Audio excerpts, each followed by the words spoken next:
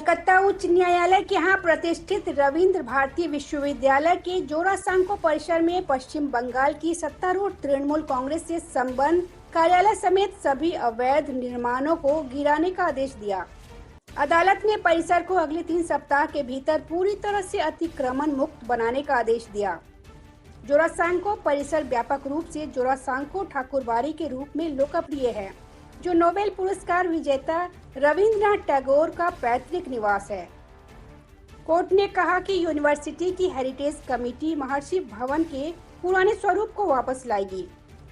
बता दें कि हाईकोर्ट ने पश्चिम बंगाल सरकार से इस बात को सुनिश्चित करने के लिए कहा था कि रविंद्र भारती यूनिवर्सिटी के जोरासांको परिसर में स्थित विरासत से छेड़छाड़ न की जाए।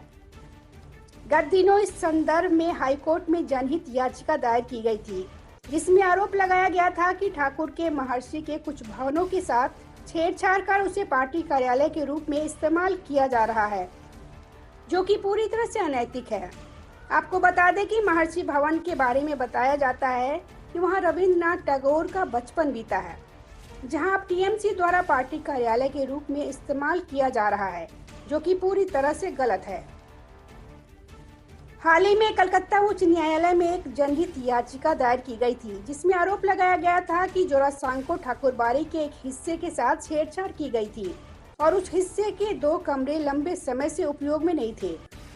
याचिकाकर्ता राजीव चक्रवर्ती ने दावा किया कि जिस तरह से एक राजनीतिक संगठन का कार्यालय स्थापित करने के लिए हेरिटेज बिल्डिंग के एक हिस्सा पूरी तरह से अवैध था। याचिकाकर्ता ने यह भी सवाल किया कि क्या एक राजनीतिक संगठन के उद्देश्यों को पूरा करने के लिए एक विरासत संरचना का उपयोग किया जा सकता है। मुख्य न्यायाधीश प्रकाश श्रीवास्तव से सवाल किया, एक विरासत संरचना के भीतर एक राजनीतिक संगठन का ऐसा कार्यालय कैसे चल सकता है। इसके बारे में पीठ ने अगले 3 सप्ताह के भीतर विरासत संरचना के भीतर सभी अवैध निर्माणों को ध्वस्त करने का निर्देश दिया।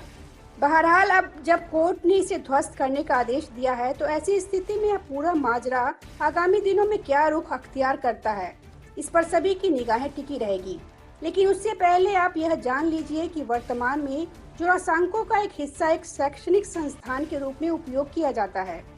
यहीं से कभी नेता अपने आंदोलन का शंखनाद किया करते थे। उल्लेखनीय है कि कुछ दिन पहले नोबेल पुरस्कार विजेता रविंद्रनाथ टैगोर के पैतृक घर जोरासांको ठाकुरबाड़ी के एक हिस्से को तृणमूल शिक्षा बिंदु समिति के कार्यालय के रूप में अवैध रूप से तैयार करने का मामला सामने आया था। जानकारी के मुताबिक जिस कमरे में रविंद्रनाथ टैगोर और बंकिम चंद्र चट्टोपाध्याय ने पहली बार बातचीत की थी, उसे पूरी तरह से नया रूप दिया गया है। Bureau report, public news.